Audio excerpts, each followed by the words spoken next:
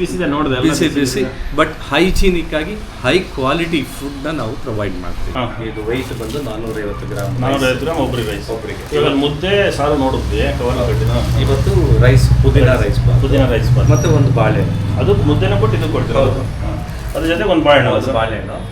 ಇವತ್ತು ಒಂದು special occasion ಇರೋದ್ರಿಂದ ಹೋಳಿಗೆ ಆಗಿದೆ, ಹೋಳಿಗೆ ರೆಡಿ ಆಗಿದೆ, ಬೇಳೆ ಹೋಳಿಗೆ ಮತ್ತೆ ಒಂದು ಸ್ವೀಟ್ ಬೇಸನ್ ಲಡ್ಡು. ನಾನಿವತ್ತು ಮಲ್ಲೇಶ್ವರಂ 17 ಕ್ರಾಸ್ ಹತ್ರ ಇದ್ದೀನಿ. ನೋಡ್ತಾ ಇದ್ದೆ ಶ್ರೀ ಸಿದ್ಧಾಶ್ರಮ ಅಂತೇಳಿ ಬೋರ್ಡ್ ಇದೆ.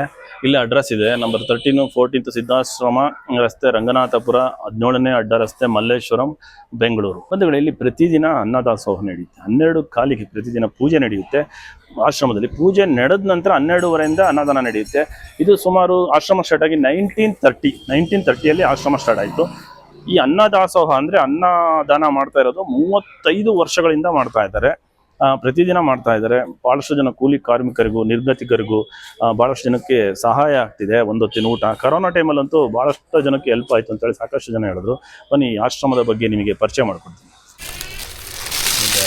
ಈ ವಿಡಿಯೋದ ಡೀಟೇಲ್ ಇನ್ಫಾರ್ಮೇಷನ್ ಬೇಕು ಅಂದರೆ ನನ್ನ ಯೂಟ್ಯೂಬ್ ಚಾನಲ್ ಕುಮಾರ್ ಮತ್ತಿಕೆರೆಯಲ್ಲಿ ನೋಡಿ.